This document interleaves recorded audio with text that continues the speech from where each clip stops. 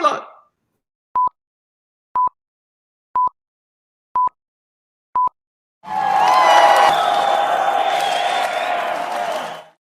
Woo! You are looking live at the last GovCast for 2021. We're going out with Brenda Meller, the best of the best. We're so lucky today. Paige is all black, though. We're going to get to that in a minute. So, welcome to the GovCast. Welcome to the end of the year. Good to see everybody. Woo! Football season winding down. How you doing, Paige? I'm thriving this Christmas. You're what? Oh, what is it? Thriving. You're dragging. Thriving. Oh, writhing. Got it. I know you got big things going on, right, Paige? Got big changes coming. New year, new goals around the corner. Yes. So Andrea is out sick today, end of the year sickness. So Paige, who's been with Andrea for a long, long time, is sitting in. You've seen her recently on the show. But the two folks that don't know you, Paige, you want to tell them who you are? Yeah, my name is Paige, and I am over on the sales team here at GovSpend. And next year, I'm going to be moving over onto the client services team. Oh, it's so sad. Look, it took us like years to get Paige over to the sales team, and then they sucked her back to the client service team. So it's a sad day.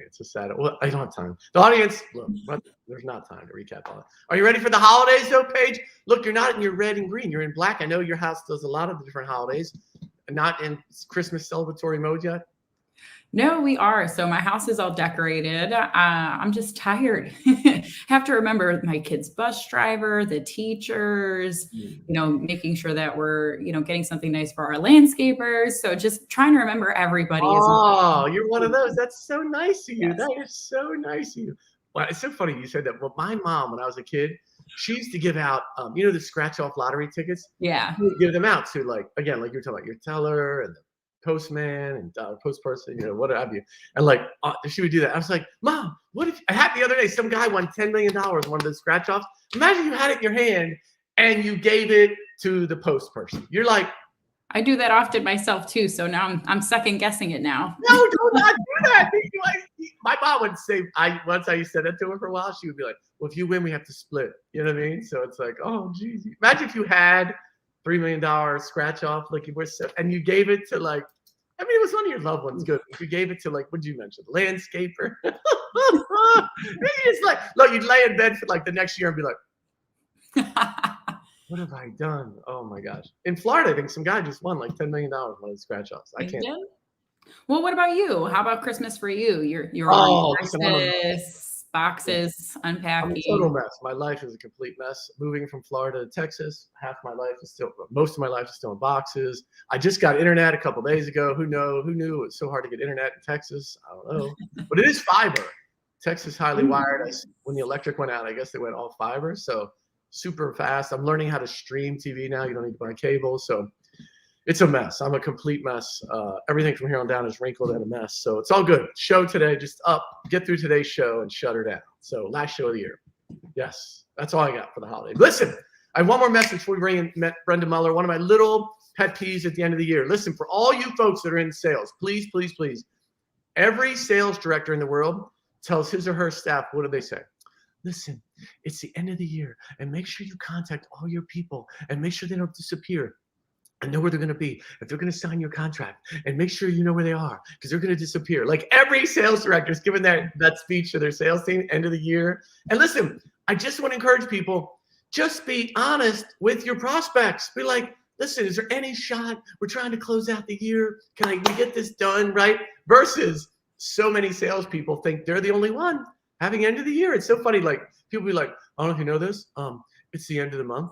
You're like, yep, it's the end of the month for the whole world. It's the end. It's the end of the year for everybody. Everybody knows it's the end of the year, right? So it's if you're just open, I promise you, if you're just open and honest with that concept, works way better than trying to manipulate someone to be like, can you sign your contract? I'll call you New Year's Eve. I won't call you New Year's Eve if you sign it, right? It's so funny. I see that all the little notes, internal, external, people are like, check in with your person. So listen, highly encourage Paige, your team, and listen, everyone active in the sales world, just tell your folks, listen, any chance, because I don't want to bother you for the next, what's the day, 22nd? So we got 9 days. I don't want to bother you the next 9 days. If the answer is no, cool, call you in January. If there's a chance, can we get it done today? Because I don't want to work Christmas Eve or New Year's Eve. None of us want to. So just a little word of encouragement. I'd be open and honest and loving to your prospects. They're all human. They're all trying to get ready. They're trying to get gifts for their landscaper, right, Paige? Exactly. Honesty is the best policy. Everyone's trying to get through the holiday. So, oh, look at Robert. Aww. She's going away, Robert. See, Robert used to be part of our team. Look, going away. She's going away. So, great. So, listen, without further ado, I want to bring in, we're so blessed today to have Brenda Meller with us. She's the founder, CEO of Meller Marketing, the literally go-to expert for LinkedIn advice, strategy, consulting. So, Brenda, thank you so much for coming on the show today. And in the holiday spirit, look at that hat. That looks super. That's a great shot. How are you doing? I am awesome. It's great to see you, Paige and Jack. I'm so excited to have the conversation today. It's going to be fun. Merry Christmas. Happy New Year. Happy holidays. You look certainly the festive part. I don't really have this page. I'll be the Scrooge today. Yes. Brenda, can you, for maybe the two folks in the whole world that do not know you, can you just give folks a little overview of yourself and your background in Meller Marketing? Sure. I'm going to give a little bit of a twist on my intro. I am enthusiastically unemployable. What that means is I left my corporate career and I created my own job with my company, Meller Marketing, where I help VIPs and sales leaders unlock the power of LinkedIn. And when I say enthusiastically unemployable, what I mean by that is it's not that I'm not working. It's that there's nobody that could hire me because I love what I do so much. And I love the clients I work with. And I get to do stuff like this. And this is like part of my job. How cool is that? Nice. Goals right there. Goals. Yes, you are living the life. Let that whole do something you love. Amen to you. That is awesome. God, that's so important. We'll talk about a little bit. We're going to talk about, this is our last in the series of kind of goal setting for 2022. So we'll get to that in a minute. But a big part of that is what I think your firm really focuses on, right, Brenda, is kind of LinkedIn, its power, and how to make it great. So can you share with those kind of your focus on LinkedIn and your belief in it? It's a tool and how it can help folks really grow their personal brand and looking at new opportunities. Yeah, absolutely. I mean, LinkedIn is just amazing. It's a professional networking platform, as we all know. Many of you are watching this on LinkedIn, probably on LinkedIn Live right now, or maybe in playback later. And, in the beginning, I think it had that reputation of being a job search site. And some people kind of still look at it that way. But more people actually use LinkedIn for professional networking purposes, for business development purposes, for personal branding, thought leadership, all of those great things. And, it's a way to connect with people from across the world. I've had conversations with individuals. I've connected with individuals from, all four corners of the earth, really. And it's just a great way of building out your business, whether you are in career transition, searching for the next opportunity, working but looking maybe, or, in between successes. But really, I focus a lot on working with individuals who are using LinkedIn for business development, whether that's building out their company brand, helping them to have a rocking profile to support lead generation, or supporting their company page efforts as well. So, just a great platform. And I'm going to give one little piece of advice to get us started here today. And that is for anybody who's watching, I want you guys to drop a comment below. Let us know where you're watching from. Whether you're watching this live or in playback later, drop a comment, because we don't know that you're watching until you leave a comment. Yeah. And other people are going to see that you're watching, and some people are going to click to go to your profile where they can learn more about you, your business goals, your career goals. So by commenting and helping us, you're actually helping out yourself. So don't be shy. Drop your comments below. And I know I'll look for those comments later on, and I'll connect with those individuals as well. You're going to look right out of the gate. Brenda has advice to make the GovCast go better. So. No, so I have an important question. Just because I was on LinkedIn this morning and you have that, expertise in business development, what is the best way to connect with individuals? Is it messaging them, or is it just looking how do you connect with somebody who isn't active on LinkedIn? If they're not active on LinkedIn, this is a little bit trickier. Now, some people are actually on LinkedIn, but they are what I like to call readers, not lurkers, because that kind of sounds negative, but they're readers. They go out there. They don't actually touch posts. They don't like them or react them or comment on them, things like that, but they read things on the platform. So you could have somebody who actually is active in a certain level, kind of director level and above. I find a lot of these executives are this way. they have a profile, they have a presence, but they don't interact with the community, because when they do, then the salespeople kind of swarm them, right? And they know that they're active. So my advice is, if you're trying to connect with somebody who might be a decision maker, a prospect for you, think about human behavior. And if you want to invite them to connect, don't just send the invitation over, click on the connect button. What I like to do is add a note. And before I add that note, I'm going to look over their profile from top to bottom. I'm going to find maybe one or two things that we have in common, or something interesting to me that I can comment on. And I don't do this with automation. This is like me and my fingers typing in on the keyboard, because I want them to know, as a fellow human being, that I, as a human being, have read their profile. And it's all about them. I don't say, hey, your profile sucks, you need a banner, I can help you with that. I don't like send them my Calendly link. I don't send them a link to my website. I would say, like, hey, Jack, hi, Jack, we haven't met yet, but I see that we share several common connections within the leadership community, including Paige Mockler, maybe I name drop someone, and we both attended Central Michigan University, Fire Up Chips, if we had that in common. Let's connect on LinkedIn, Brenda Meller. That's it. And then I wait. And, if they are active and if they're open and receptive to receiving invitations, a lot of times they will accept it. And then I go into the second step. Thanks, Jack, for accepting your LinkedIn invitation. And if they have posted recently, I might say, hey, I saw your post last week about LinkedIn Live and really loved this XYZ interview. If you ever have any LinkedIn strategy questions, please reach out to me. Be happy to help.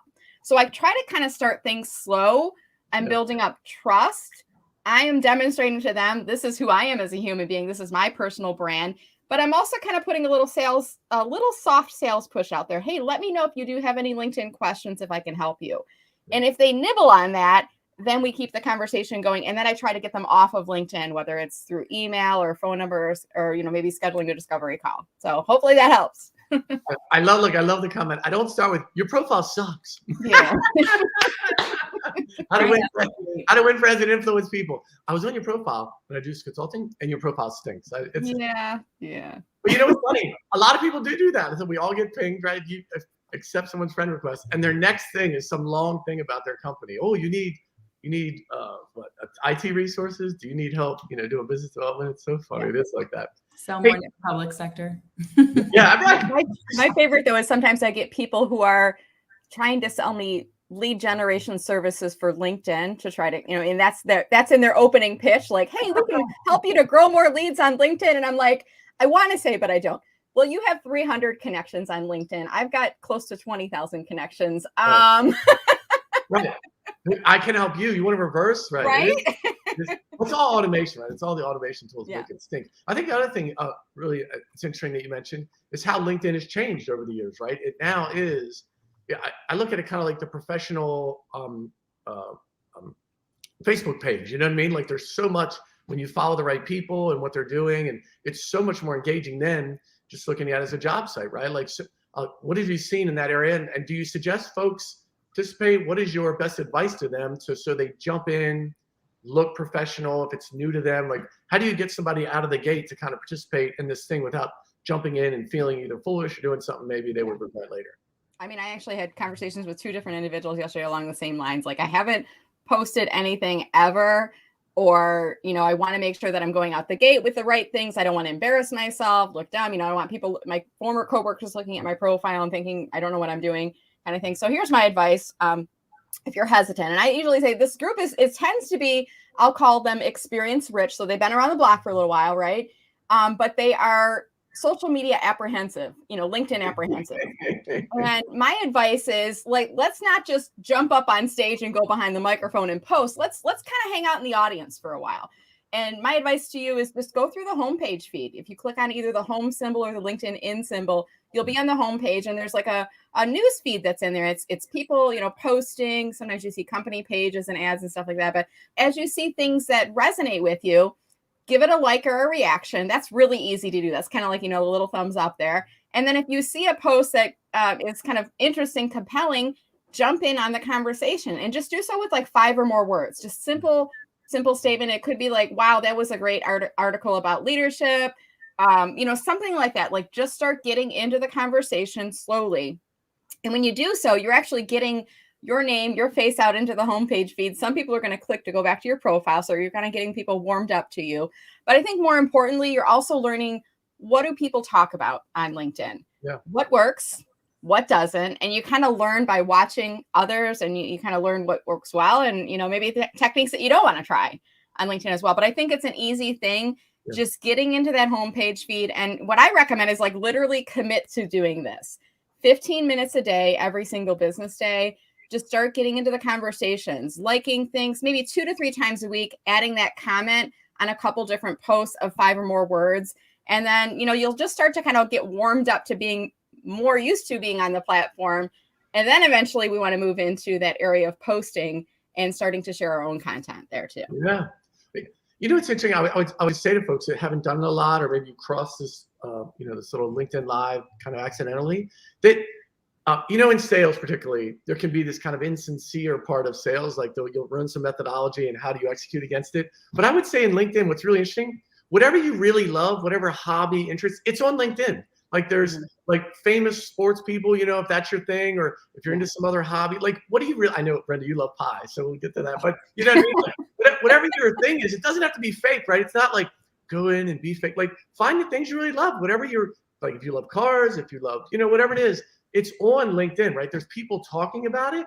And unlike Facebook, that may be just kind of social for most part, unless you get an ad, it really gives you a chance to kind of interact with people you actually might have true interest with, want to network, right? And connect with, right? It's like you don't have to do the fake thing. You know what I mean? Like it's very interesting. Yeah. So my advice there is like, I mean, I think people kind of struggle. They're like, well, shouldn't that be on Facebook? Like, is this on LinkedIn?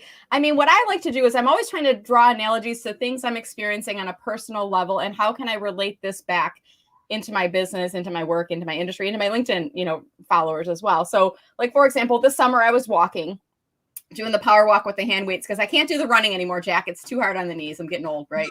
And I'm doing the power walking, and there's like this post, and it's, you know, like everybody puts their yard sales and the lost pet, and there's like a million nails still stuck in this sign. And I took a picture of it, put my hand weights down, of course, took a picture of it. And then later on in the day, I posted it on LinkedIn, and I kind of said, and I started with, what are you hanging on for? And the whole premise behind it was there are some people that kind of get into a job and they stay with a company long beyond the part that they are enjoying it anymore.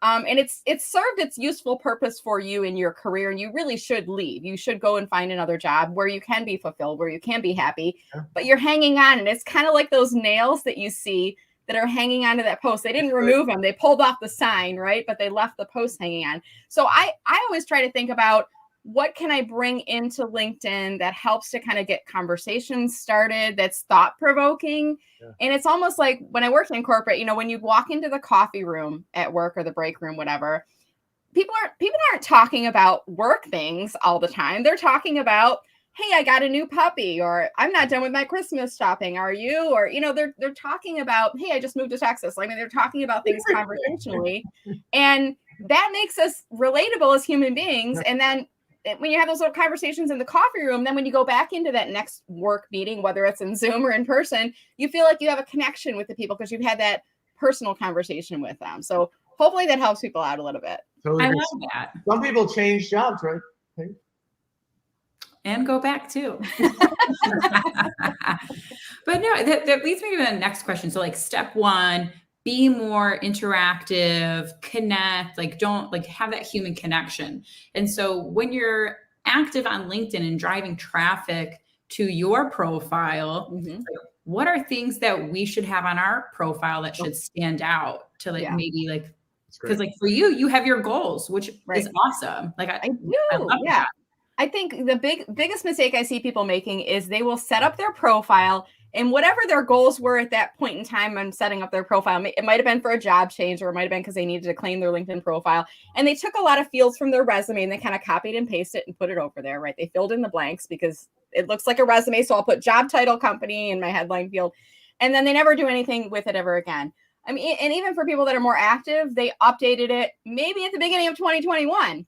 And now it's at the end of 2021. And, you know, I've even done this on my own profile. I'll look through it like maybe once a quarter and just kind of review, is my about statement still accurate? Does it say do you want to get, achieve your business development goals through LinkedIn in 2021? Well, that's not relevant anymore because we've got like, a week left, a little less than that. Now it's got to say in 2022. So looking through your profile from the top to the bottom, think about who is your ideal target audience right now. Is it a hiring manager because you're looking to make a move? Is it potential clients? Is it your current clients because you're servicing them and that's how you're using LinkedIn? Or is it just your network connections, just trying to build up visibility? Everything in your profile from the top to the bottom should be written to appeal to those individuals. Yeah. And I actually have like I like to call them like Easter eggs sprinkled throughout my profile. In my headline, I tell you the character limit. In my about statement, I tell you the character limit. And what you're referring to, I think it's as a part of my headline, which is now 220 characters. LinkedIn expanded it a while back. At the end of my headline, I put in there 2 of my personal goals for 2021. And I think I put them in there in October. And it kind of built in a little bit of like a check and balance, because I've had people like Jack just a little while. He's like, hey, when did you have those? And I'm like, did I do both of them? I did the one which was launching a masterclass, and the other one was I think it was like produce my audiobook. And I have a new microphone behind me that I'm going to use. And I've got the Audacity software, and I'm just like, I told my husband between Christmas and New Year's, I'm doing the recording. I got to like sit down and do it, but it keeps you accountable because I have it in there and people are like, how are you doing on that? I've said there's 6, you have 6 in your about page. I will go through them. I want to get to the goals, but one last thing before we kind of jump to that.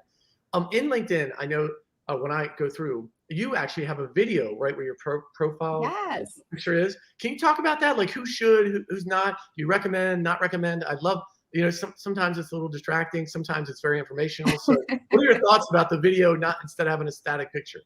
Yeah, it's a feature that LinkedIn has rolled out. I think everybody should have it by now. It was kind of a gradual rollout, and it's called a cover video. So if you look at your headshot video on LinkedIn, if you have access to it, there should be like an orange ring around your photo. So if you see that orange ring, that means you have access to it. And there is a way you can do this from desktop. I like doing it from my phone, but like literally we got a phone with a video on it, right? So it has to be 30 seconds or less. My advice is make it 29 seconds or less, because if it's 30.1 second, LinkedIn will say your video is too long and you won't know where to edit it. So just make it 29 seconds or lower. They originally launched it for people in career transition to give a video introduction to hiring managers, but anybody can use it. If you look at mine, I'm kind of like, I'm looking around and making some, you get like a 4-second preview. So I use that knowledge to have something interesting in the first few seconds. And then I talk for about 20 seconds and then I close out with something kind of fun too. But it's like me talking to my ideal target audience. I give them an overview of the new feature and how I'm using this feature. And this is an example of how I help you on LinkedIn. So my advice is definitely get a cover video on there. Some people get all fancy and they have a production crew do it for them. Other people like me do the selfie video. I mean, I have an iPhone and I use an app called Clips, CLIPS. It's free. It's on your iPhone, and it does give you the ability to add in captions as well. So if you're like me, I like putting burned in captions on my videos wherever I go, even on that cover story, because there are some people that can't hear it. And then a lot of people just listen to videos with the sound off. They watch videos with the sound off. So definitely get that cover video and think about describing yourself to your ideal target audience, or what do they need to know about your business. I think it's a really cool feature to use.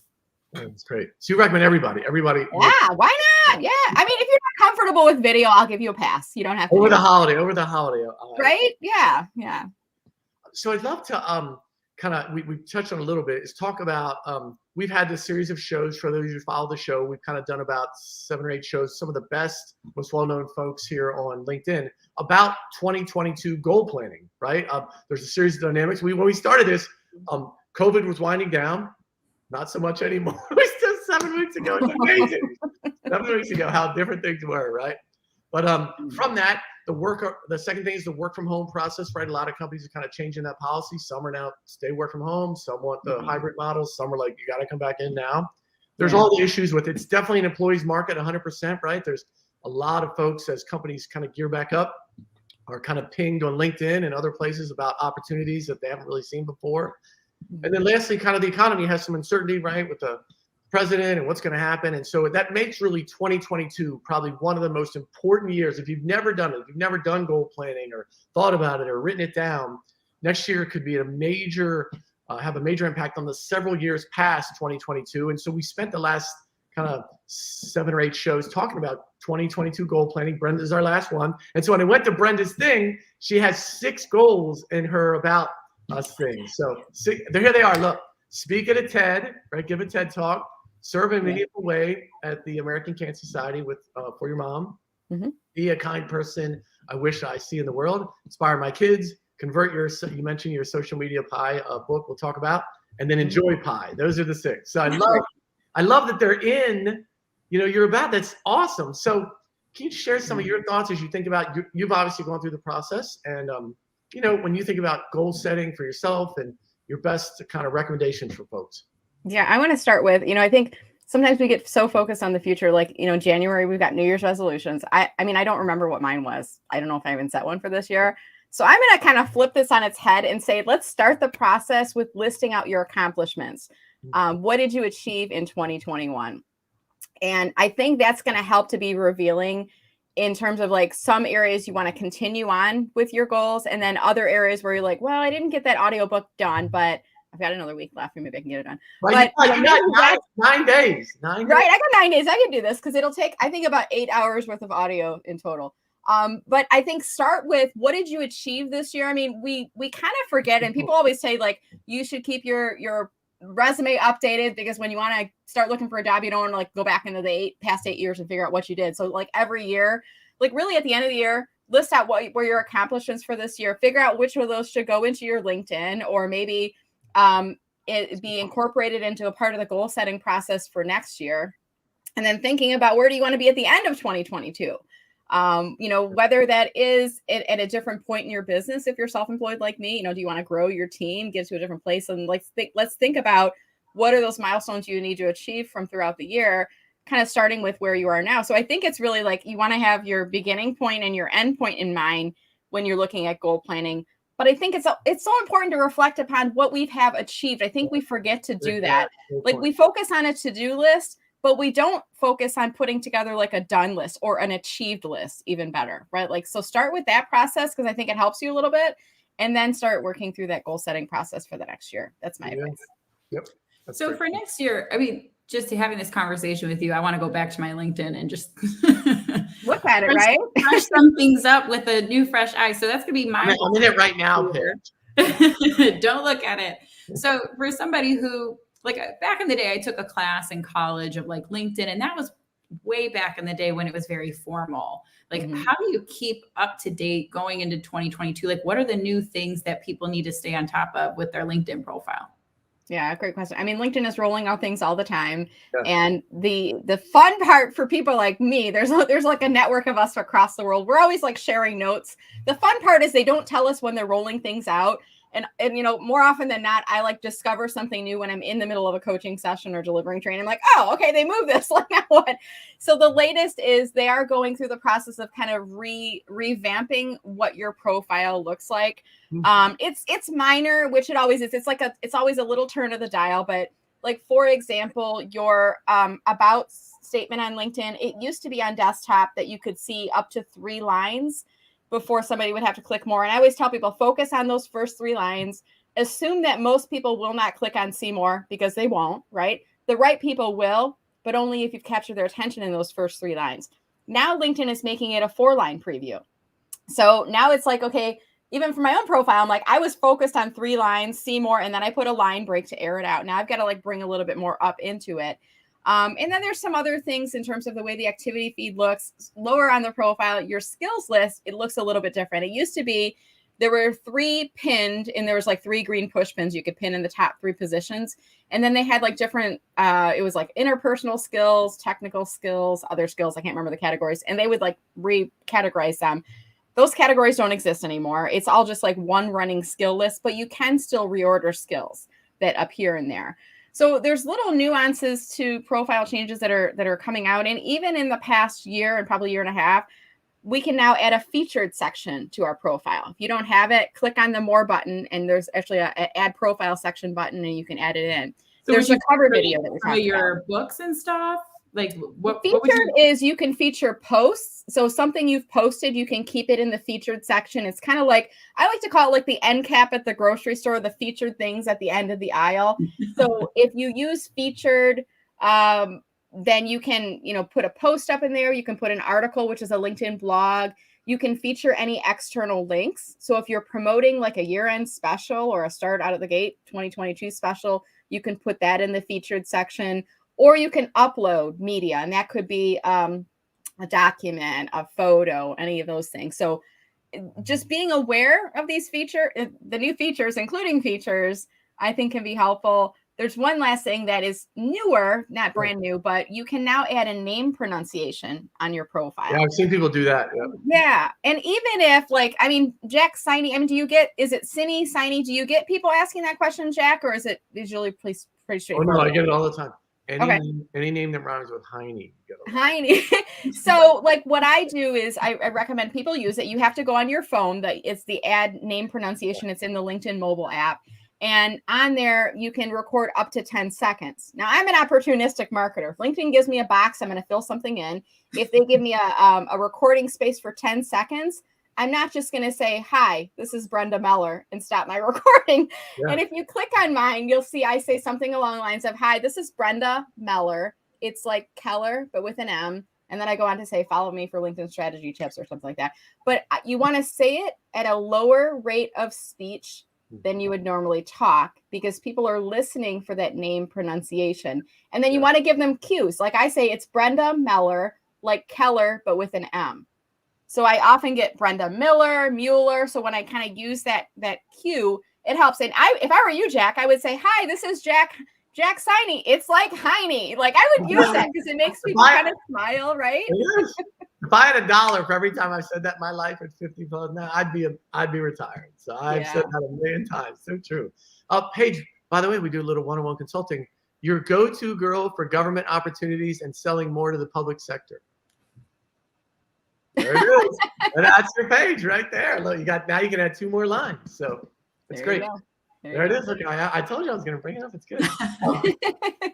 Brenda, you're when you looked at someone's LinkedIn, or as they think about 2022, again, with it being probably the most aggressive employees market, right? Where a ton of opportunities, folks getting pinged all the time.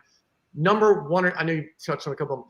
Top 1 or 2 things you would say to folks have to be really great. Like employers are scouring LinkedIn, looking for great people. What's the most important thing? Well, I'm going to speak to the people that are working, but maybe looking or maybe open to be starting to look in 2022. And you don't want your employer to know that you're looking for a new job. You don't want your coworkers to know, but you do want to increase your visibility and you want to look good on your profile. My advice is you want to kind of position yourself as the absolute best brand ambassador you can for your company. Get that header image, that rectangular block behind your headshot photo. Make sure it has some company branding on it. Make sure that your about statement clearly articulates the value you add for your company. And don't make it look like your resume statement. Make it look like you love your job and your company. I work as marketing director for ABC, where I help connect our brand with audiences, blah, blah, blah. Like, make it look like you are doing a great job selling the company, because not only will that throw your employer off the chase, it makes you look so appealing to the hiring manager from your competitors and from those other companies, right? They're like, wow, this is like a rock star. Who doesn't want to hire a rock star, right? You want to have that really active profile, look like they love their job, look like they're promoting the company. I think that's a really good tip for anybody who might be working, but maybe open and receptive to looking for new opportunities. Can you just go through that again? Because I think that's where life is all about subtleties. I say to our team all the time, it's not the big things. Everyone does the big things well. It's all the little details, right? And that's subtlety of like when somebody's maybe looking and they're like, do I put that thing looking for work? That I'm no. I'm not a fan of the green. Some people call it the scarf. It says open to work on the profile. Okay. I think it's a personal choice. I mean, if you're in between successes, actively unemployed and looking for a job, and you're like, I want to put all my cards on the table, go for it. But even if I were unemployed and looking for a job, I wouldn't use it. I would rather be descriptive of my career goals in my about statement. You can use there's a feature where you can let recruiters know that you're open to work, but it doesn't give you that green scarf on your photo. and it won't push out a broadcast. And LinkedIn will say something like, we'll do our best to make sure your company doesn't know. What that means is if I work for ABC company and a recruiter at ABC company is looking up profiles, it will not show me as somebody who's open to new opportunities. But let's be honest, Jack. I mean, recruiter from ABC companies talks to the recruiter from XYZ company, and they're like, can you look and see if Brenda's looking? Because I think she's got like 1 foot out the door, right? So you got to be careful on that. I mean, if they were to approach you and say, hey, are you looking? I mean, unless you have a contract in place with the employer and they can guarantee longevity forever, be like, I would say, well, I'm not looking right now. I must have been on there. I forgot I turned it off. But, I'm always open to having conversations because I want to make sure I'm in control of my career, right? Like, I would use that. Like, listen, the companies always know. Our HR department calls, Billy's looking, like they always know. So if you put it out on the internet, they know. So just FYI. So when it comes to, if you're somebody that's in between or out there looking, obviously you want to make your profile look like a rock star. How much history do you include on your LinkedIn? Like, do you put your Olive Garden experience or? Well, I think it depends on where you are in your career. Let's say you just graduated college and I worked at Big Boy. So, waitressing job right during college. And maybe even a little bit when I first started because I didn't get paid very much at my first job. But like after you start gaining professional experience, just like on your resume, you don't put the Olive Garden or Big Boy on there anymore. You only put professional experience as you gain professional experience. At that point, like for me, if you look at my LinkedIn profile and you go into experience, you click on see more. My very first job outside of college was working for an ad agency. And I have it in there and I have got a little bit of information. I have the most information at my most current experience and, the most current or my current employer at the top of the profile. And I'm always thinking about optics. I mean, you mentioned this, Jack, there's nuances on the platform. So if you are working and maybe looking for a job but don't want people to know, all I would put in there, I would put like a description of the company and maybe a high level description of your role, but I would not put a bulleted list of accomplishments because that starts to look like a resume. If you are unemployed and actively looking, then maybe the tables are turned a little bit. You want to be a little bit more out there with what you're putting in there. But then after you get a job, then you put it back to that same kind of roll up strategy. High level description of the company, high level description of your role. Make it look like you're a great brand ambassador. Yeah. But Olive Garden, I guess at that point in your career page, good for gift cards, maybe not good for me anymore. Asking for my husband. I was gonna say it's not there. Look, I'm scanning page. I'm not LinkedIn. Olive Garden. No. I have my bar mitzvah and DJ days back on there. There you go. Brenda, as we wind down a little bit, as you think about next year, can you share with folks kind of how you look at next year and what's happening? I think maybe some of it personally, with your company and some opportunities once you get your audio book recorded, 1 hour a day for 9 days, you're done. As you think about next year, what are your, if you're talking to your best friend, you're talking to, your husband, your family, like, hey, this is how, you're thinking about next year and what's out there, maybe at a high level to help folks, because most folks only know their circle of friends. And so we tried to ask folks, hey, what do you think about next year? What do you see trends coming? What are some things that you're trying to be tuned into? Yeah, I mean, we've just been on a roller coaster with this whole, the COVID and working and being in public and we've got 4 of us in our household. We're all fully vaccinated. And I was kind of waiting until my daughter was vaccinated before I started doing speaking engagements. And I'm not quite comfortable yet. And now we're in Michigan and the cases have been rising. So I'm like, I feel like we're in a little bit of a holding pattern. I mean, will it be March? Will it be April? We don't know yet. So for me, I mean, we've had 2 years of doing this already. So let's figure out how we can make the most of this. And then I think when we do start to return to being in person again, there's going to be a hybrid component. There's going to be some people, we're going to all come back at different comfort levels, I guess is my point, right? Yeah. So for me, I'm building my business accordingly. I'm still doing everything virtually, coaching, team training, keynotes. I'm also launching out a series of master classes, like online courses with group coaching components as a part of them. I'm realizing, I love speaking and presenting the audience, but there's only one of me and I can only do so many talks in a day. But if you can replicate yourself and then launch it into a course, I can deliver that value and reach more and more people and help more people on LinkedIn, but not put in more hours. So for me, it's like thinking strategically about what are the things that I enjoy doing and where can I add value, but also understanding the market it's a dynamic that we cannot predict right now. So what is predictable is that it will be unpredictable. So like I mean, wrap your head around that. Like, we don't know. Are we going to be here in 3 months, 6 months? Are we going to be in a totally different place by the end of next year? But we know we can do it, right? Because we've been doing it already. So let's assume we're continuing on that path. But then I think we have to have contingency plans for when we do start meeting in person again. When are we going to get out there and do networking? And, you know, what will that look like? So yeah, I think that's how I'd explain it to people. And thank you for asking, because now when I talk to people over the holidays and they're like, how's your business doing? I'll be like, oh, I got it rehearsed. Here we go. You got your elevator pitch done. Yes, So yes. Brenda, I have to ask. I mean, I keep looking at your book in the background and I keep thinking about pie. And I know you have enjoy pie on your goals. I have to ask, what is your favorite type of pie? You know, it's not, there's not like one particular flavor, because I think like pies, it's all about variety. Because if I said like pecan pie, which is like one of my favorite, my mouth is watering right now. It's super sweet. There's Brenda's book, by the way. There it is. And if I say apple pie, which is like on the cover of my book, then there'd only be, I mean, like literally, like I love pie more than anyone in my house. So if we get like a whole pie, they may have like a small slice, but I'll eat like the whole thing. And by the end of the apple pie, I don't want another slice. I'll eat it. I'll barrel through. But for me, it's more the quality of the ingredients. You know, I mean, we all can. You can tell a store-bought pumpkin pie from a homemade pumpkin pie. If you've never made a homemade pumpkin pie, it's so easy. Like baking the little pie pumpkins, making crust is a little bit trickier, but it's the quality of the pie and it's the love that goes into when it's made homemade that makes my favorite pie. Listen, so funny. My wife can do that too. She'll buy a pecan pie. It'll sit over there. She'll just knife, fork through that, not even have dinner. Be like, you're not going to eat dinner? Well, yeah. I didn't know this, but I've eaten half the pie. Actually, for Thanksgiving this year, I finally got it right. So you know how like Thanksgiving's like the big holiday for pies. That's like at the end of the dinner, you got and you're full. You're like, oh, we got to like let our dinner settle before we can enjoy. So here's what I did this year. I baked 2 pies the day before Thanksgiving, and we enjoyed them we started enjoying them the day before Thanksgiving. We didn't wait until Thanksgiving because we had empty stomachs. We were like ready to jump into that pie. We fully enjoyed it. And then we had pie leftovers on Thanksgiving Day. So little pro tip. It's a quick sidebar. This is not related to anything we're talking about. When I was a kid, we had this Spanish restaurant in downtown Baltimore we went to. It's a place called Tio Pepe's. Love it.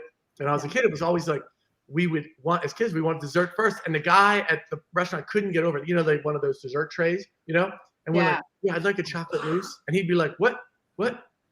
Yeah, we're going to start with the dessert first. So it's still, we walk in there today. It's like, people, so funny. So pie fills the cracks. There it is. Look, all dessert. Go dessert first. We're doing it all wrong here in America. Hey, can you, one last thing, and then we'll kind of tell folks how to reach out to you and all the wonderful things you have going on right now. Mm-hmm. In thinking about 2022, it being an employee's market, brand building, can you just talk about, like, some folks are like, I don't want to do it.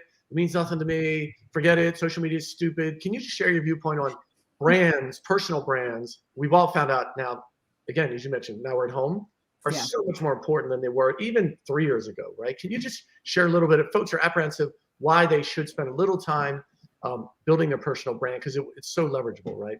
So yeah, absolutely. And I think, you know, wherever you are in your career, if you love your job, by being active on LinkedIn, you're helping to support your paycheck. You're helping to support your employer with brand visibility and brand building.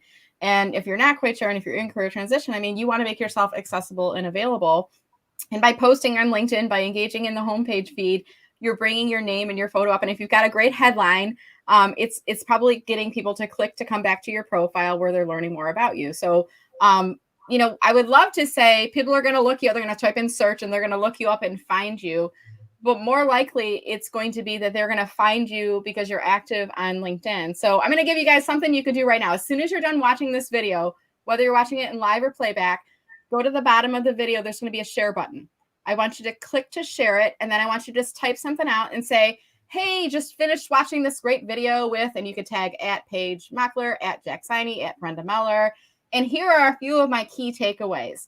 So this is just an example, like use what's already a part of what you're doing for your career, for your business, articles you're reading, things that are inspiring you, and use that as content. Like I don't really sit down and like plan out a 30-day content calendar for myself. I mean, I've kind of developed that knack, but like use things that you are stumbling upon as a course of doing business and use that as content. That could be questions you're getting from prospective clients. It could be, pictures of the company holiday party, or if you've done a Toys for Tots donation or something where you can kind of show that out. You can shine the spotlight on someone. And I think that's a great way. As we're getting towards the end of the year, think about who could you give a recommendation to on LinkedIn. I just posted about this today, right? Who could you give some skills endorsements to so you can build out social media karma without really coming up with new content if that's the big hurdle for you. But again, I would have to say clicking to share at the bottom of this video with your network and then tagging the 3 of us. That would be awesome. There you go.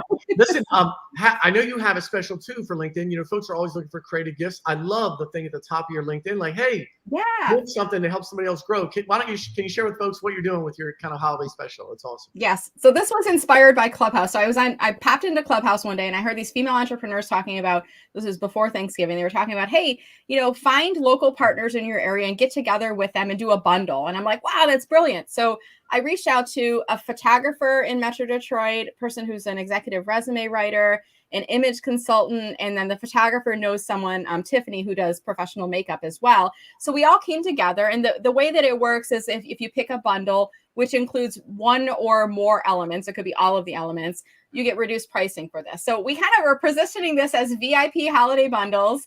It is an investment in yourself, in your personal brand. So great. So if you've been kicking this around now, you're like, I need to do my LinkedIn, like there's a LinkedIn coaching package element, and I need to get a new headshot. So there's a bundle with that's included. And we're all local businesses, so there's no outsourcing or offshoring issues. We offer gift certificates for this as well. So this could be a gift for somebody that or this could be a gift for yourself. Maybe you have everything and you need this done. So it could be a nice way of getting that new year started. So check out the VIP holiday bundles and support local business here in Metro Detroit. That's so awesome. Listen, again, I think a lot of people search for, and we've all seen it, right?